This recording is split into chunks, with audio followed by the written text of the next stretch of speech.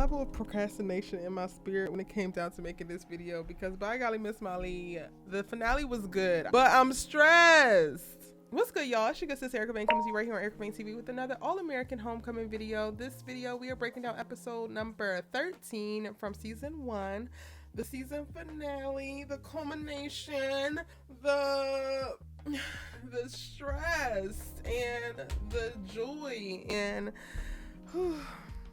the everything that is Homecoming.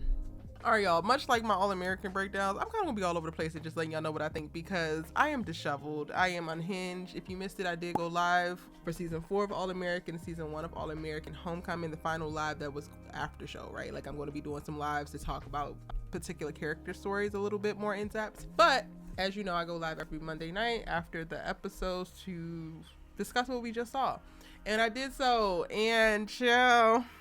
A lot was said. So if I miss anything in this, go ahead and check out that video. But then also feel free to jump down in the comment section and let me know if there's something else that you would like me to talk about or explain a little bit more my perspective on. I will be checking the comment sections for that. While you're at it, if you're new here, go ahead and hit that subscribe button and turn on your bell notification so you don't miss out on any of my All-American Homecoming videos, any of my All-American Universe videos, and then also so that you're in the know of what we should be watching next as we wait for both All-American and All-American Homecoming to return in the fall. I believe we're going to get an October premiere date for those, and they will start filming very soon. I believe they start filming next month, actually. So in addition to keeping you updated on production but being ready for when they return, I will also, as I have been, continue to break down all of the top television series and give you film reviews from things that you should be watching and enjoying right along with me.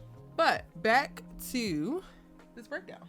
So we didn't get the Damone ship sailing, and by golly, Miss Molly, I am excited about that. It's something that I have not wanted this entire time. I really thoroughly enjoy seeing Damon and Simone as friends, and I love that they did not take their relationship to another level in this episode. And I don't know if we're going to see them doing it in the foreseeable future, and I'm actually really happy about that. I think watching young people navigate platonic love and be able to process their emotions and their impulses and connections and realize that not every single time that you find yourself interested in or drawn to somebody does that mean that you have to sleep with them or get into a relationship with them or do anything other than further develop a platonic connection. And I think that Damon and Simone's story could be strongest told in this way, and I'm really excited about it. I'm also excited that Dia is steady chugging along. Like, we started to see a little bit of rocky waves in their seas as, you know,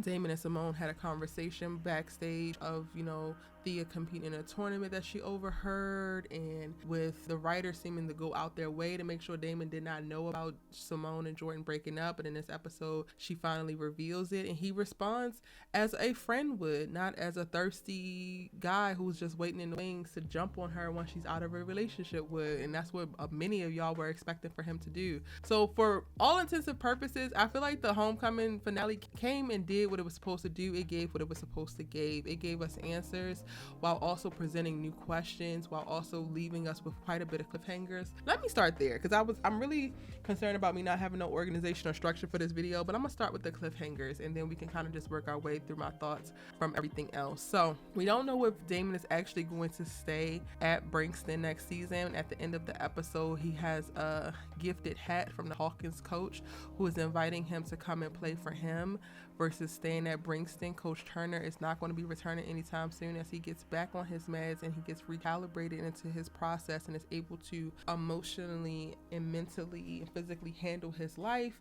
and ease back into handling his life. He's going to be away for a while. So JR's dad, or JR Sr., Jesse Raymond Sr., is going to be the interim coach in the meantime. And Damon finds out in this episode that he is his actual dad. Like, Xavier is not his dad. His mom remembered a bunch of blood tests and things that were done once his adoptive dad was diagnosed with Alzheimer's.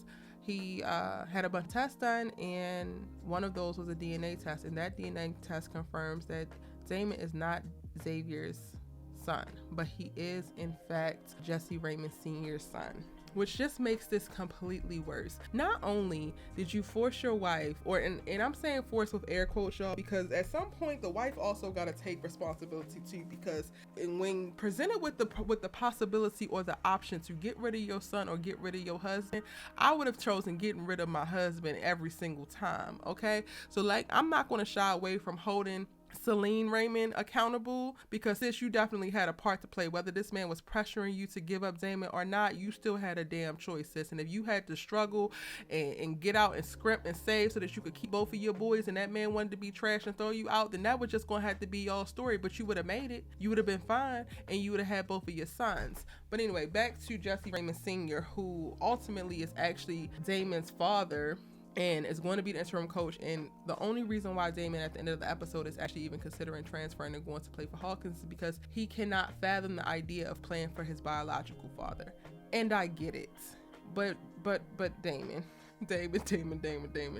playing for that raggedy, unethical, disrespectful, dismissive, disloyal, disgusting man is not an option either. It's basically choosing between two devils, and I get it, but Coach Marcus Turner will be back. You can go ahead and bide your time with your biological daddy and give him all the attitude and smoke and strife that you can possibly muster without transferring schools, leaving your girl, leaving your family, and leaving the legacy that you started to build in the narrative of giving up the MLB for Brinkston. No, you cannot just go ahead and transfer over to Hawkins just because your daddy popped up. It's a no for me. But that is one of the cliffhangers that we have at the end of the episode. Will Damon go? Will Damon stay? We already seen him have a conversation with Thea in this episode about if Brinkston was to go, they would still be together, whether they were long distance or going to school right next to each other.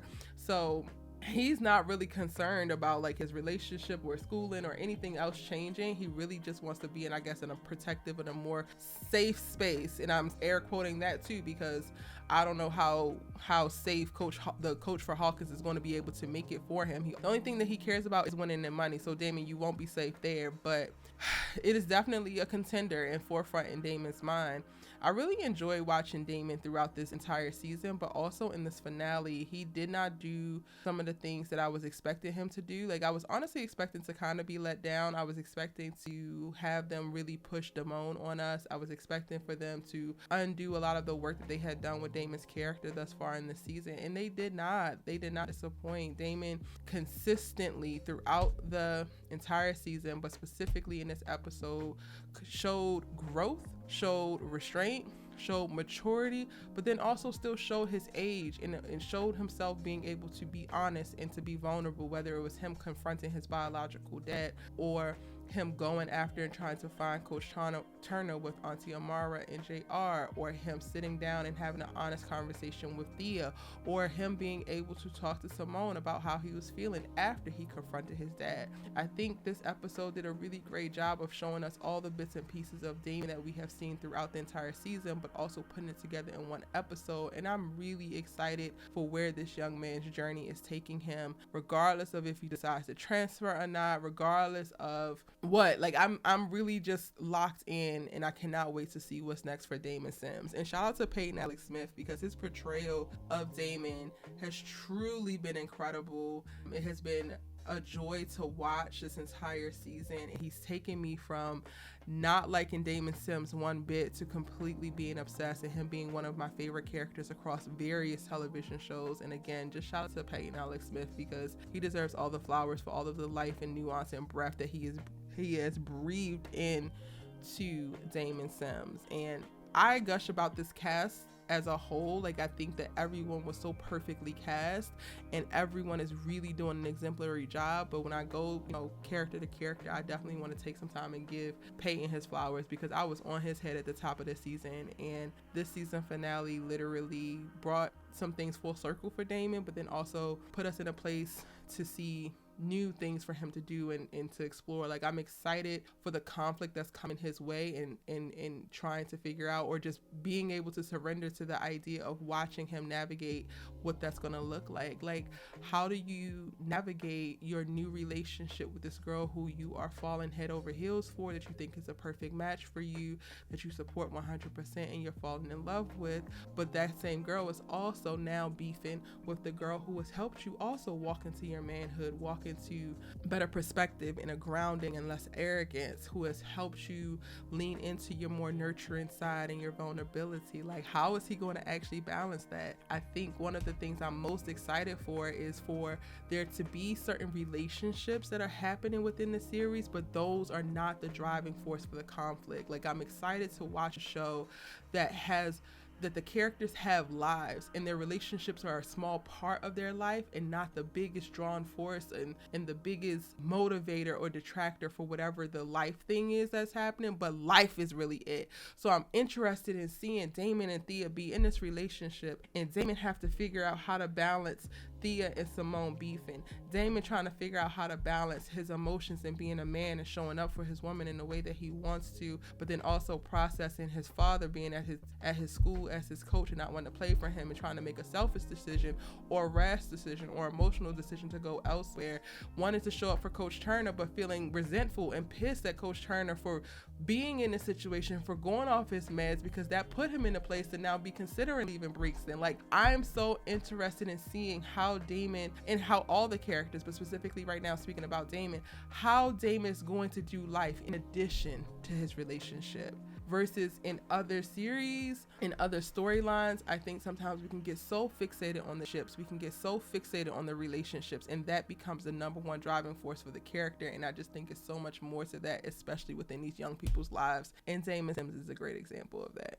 Y'all, I just said a lot, all just to give Damon his flowers. And we're just going to continue to do that. I love that for me. I love that for we. Now, another cliffhanger in this episode was, will Simone and Thea be able to actually be friends? Are they going back into a place of beefing? Are they going to be going at it? Like, which this is probably one of the things that I'm not really excited about, but it is authentic. It's so true to life. And I understand the thought process and the logic behind all of it. Like, I understand Thea is lashing out. I understand that Thea is hurt. Thea has never been in a situation where she's been able to cultivate female friendships, so she doesn't actually know what it's supposed to look like. So to me, it's fair game to her for her to automatically assume that Simone was never genuine or that this was never real, because she doesn't actually really have a true grasp on that. All she knows is treachery. Like, one of the girls that she has been playing with or playing against her entire life broke 3 of her rackets right before a match because she knew that she would beat her and she was trying to get a competitive advantage. Like, Thea has been exposed to treachery when it comes to women pretty much her whole life, especially as it results in or as it pertains to her ambitions within tennis. So it's not too far-fetched for her to go to a place and assume that Simone is out to get her. Now, is she right about it? No, but I understand why she's doing it. And honestly, I think it makes for a really great setup. I know some people were concerned of Thea going back into her villain era, as y'all might call it, but I don't even think it's that. I think certain things are a part of her character that they have been ingrained in her as she has been growing up. She is a loner, she has no friends, and that's a part of her. That didn't change just because Simone and Nate decided to love on her this season. That didn't change just because Damon decided to get in a relationship with her. Those are still demons that she's going to have to battle, and this is going to be part of the life or the lived experiences that helps her learn what to expect from her female friendships, what she can hold people accountable for versus what she needs to hold herself accountable for. And again, it's a setup for a beautiful story to come. Yes, Simone and Thea are going to be at each other's heads, but they both are going to be coming from very honest and real places. They're going to be coming from a place of love and protection for themselves, and then also there is some still underlying love for each other, whether Thea shows it or not. I do think that Thea cares about Simone, and she wants to be Simone's friend.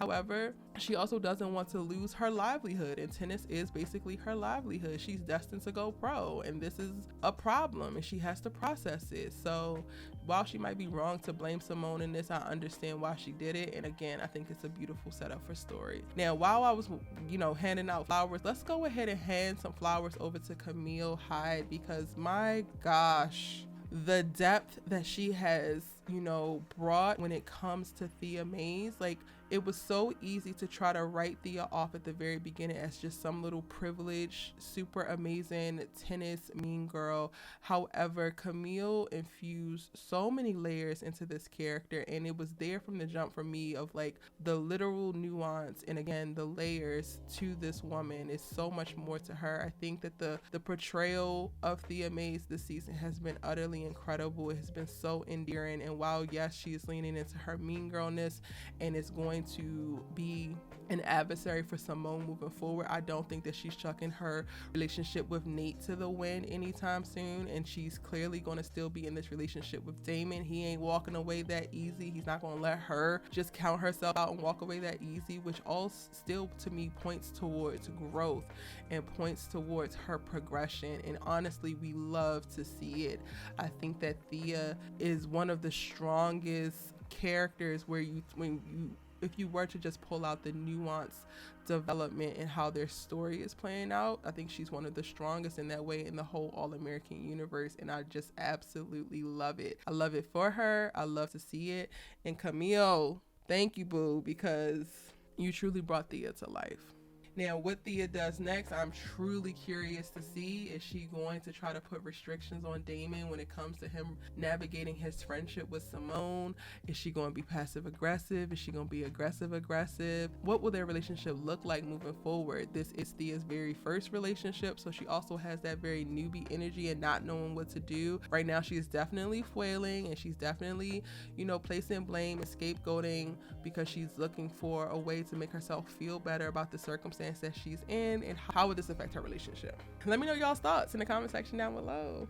Now, for a moment, they were teasing us and trying to say that Simone was going to go ahead and transfer to GAU, which will ultimately, I think, breathe a new breath of light and life into All-American, the original. I think that if Simone went back to that school, it would really reinvigorate the storylines and create some really dope messy tension, not just messy with no real direction. However, that is not going to be the case because All-American Homecoming has been picked up for a second season. By the end of the episode, we see that they are able to financially save the school, and because Thea is out with her rotator cuff being torn, Simone is able to slide into her spot and is going to be able to play as one of the top 6 on the tennis team.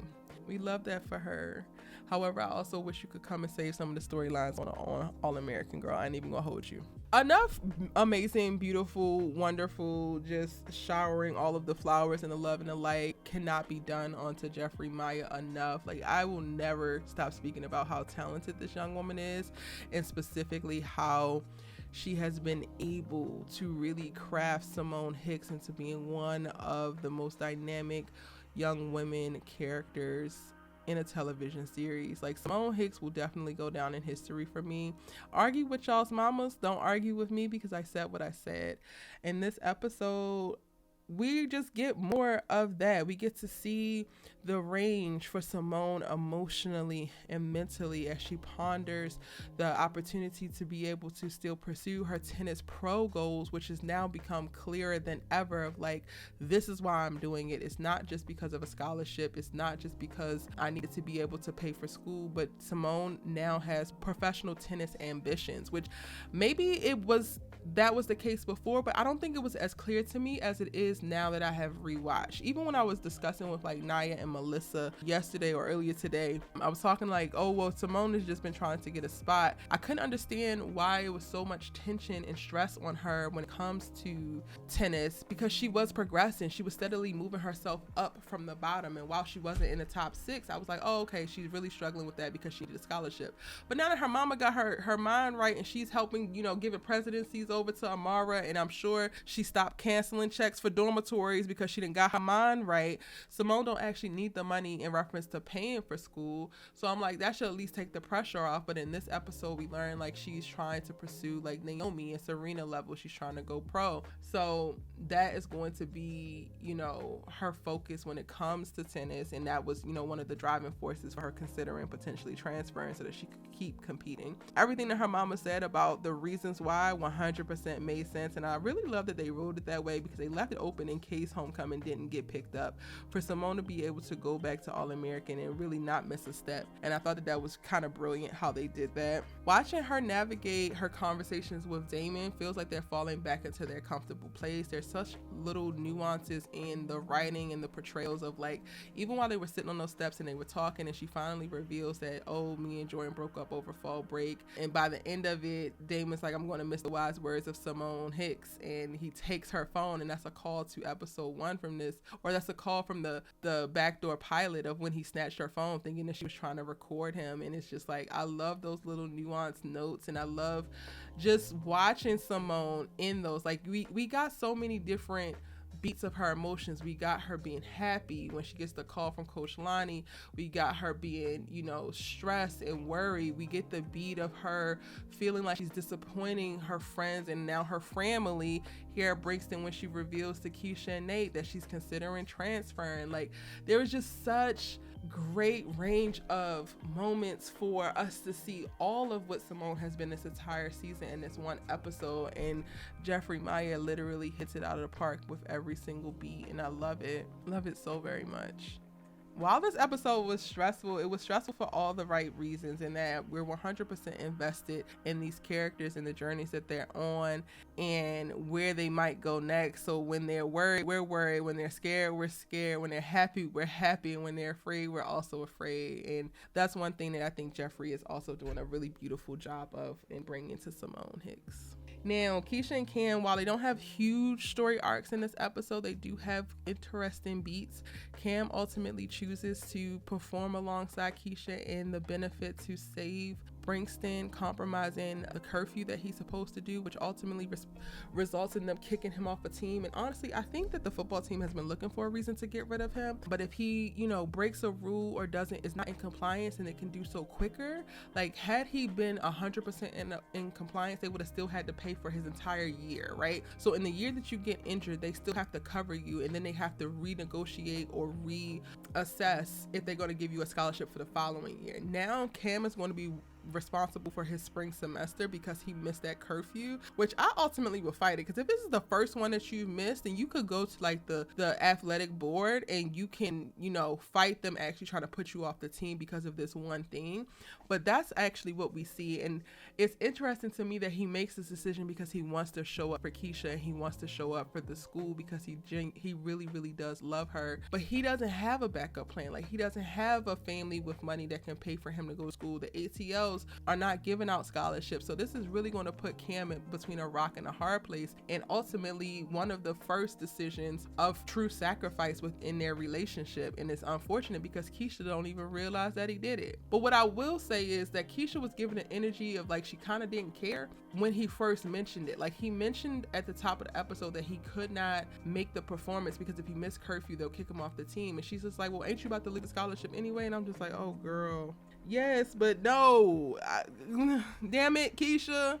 And honestly, I think they're going to have little beats like this within their relationship, which I'm not mad about at all. They are going to have to, learn certain things about each other and each other's circumstances. They're going to have to learn to communicate a little bit better and to truly weigh the gravity of the decisions that they make and whether that affects each other or not. I think that once Keisha does find out, she's going to feel a little bit guilty and she's going to try to step in and try to fix it, which is ultimately why I think Cam didn't say anything when he got that text message while he was in her room.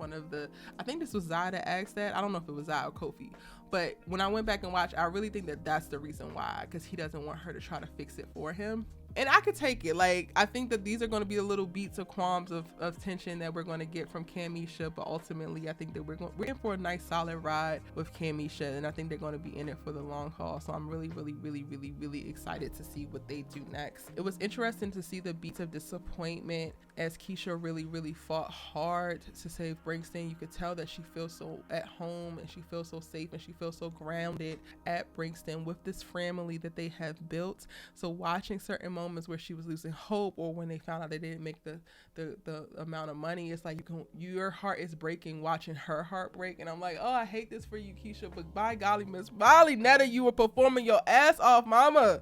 Go off. I'm totally here for it.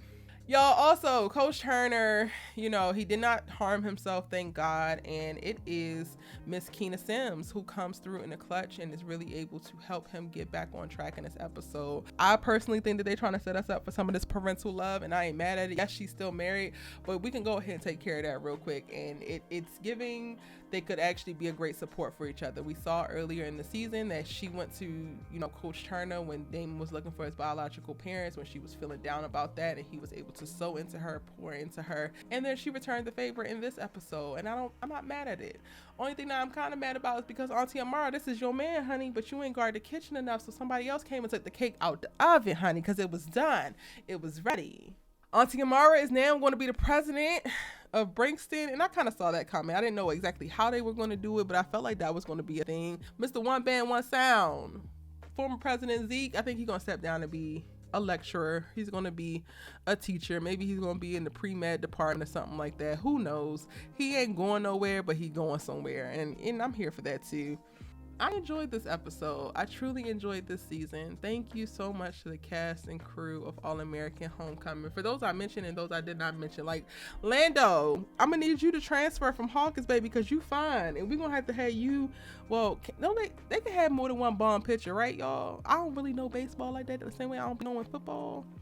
But Lando need to come on over from Hawkins.